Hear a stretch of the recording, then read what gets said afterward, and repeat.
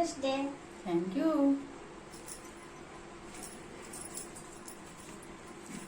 प्रिय सर्जन मंडली आज आलोच्य विषय होची माँ कारण आज होची माँ पाई दिनटीए प्रति वर्ष मे मासर द्वितीय रविवार दिन मातृ दिवस पालन करा जाए।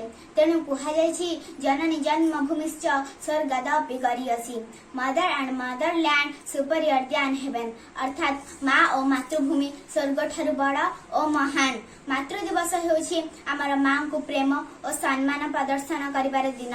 धर्म ग्रंथर एई गोटिए पंक्ति वर्णना करे मार ममता को। मार भल पाइबा संतान प्रति वात्सल्य अतुलनीय।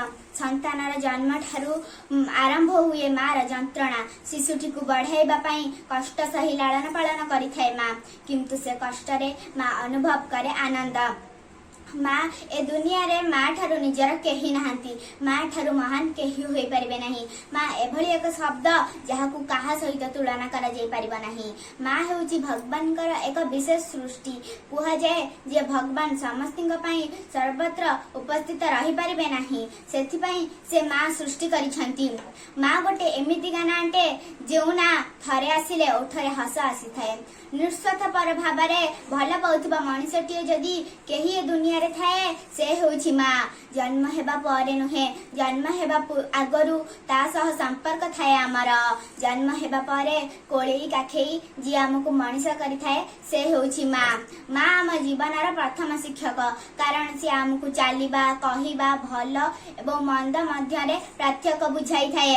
माँ जेते माँ पई जेते अधिक कहिले भी कम हेबो।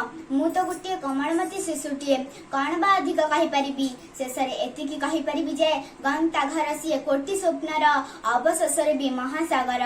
सेठू तो आरंभ हुए संभावनार, सेथिपाई माँ सबु सूत्रधार। मु एतिकी कहि विषय वस्तु को शेष करुछि। जय जगन्नाथ।